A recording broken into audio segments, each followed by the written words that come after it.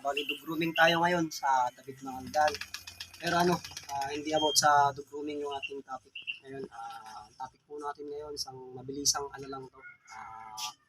Mabilisang aral o vlog. Pag-uusapan po natin kung kailan po ba ang tamang pagpapa-stud sa aso, kung ilang days.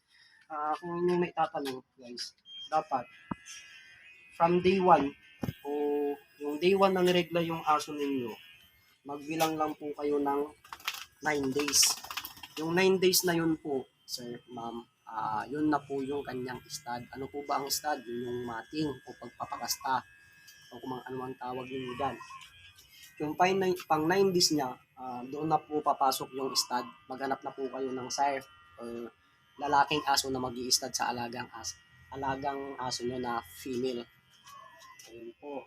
Tapos, ang second session po niya is yung pang 11 days. Meron naman yung gumagawa 9, 10, at 11. Meron naman yung gumagawa ng 9, 11, tsaka 13. Meron din naman yung nag-i-start sa 13.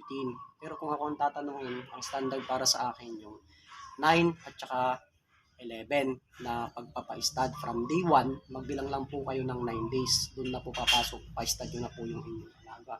Ayan, isang mabilisan vlog lang po. Sana makatulong sa mga may balak na mag-aso dyan o may balak na mag-breed o balak pasukin ng stud service. So yun, tatandaan nyo, 9 days, 9 ang pagpapa-stud ng aso. Hanggang ng first session. Thank you po.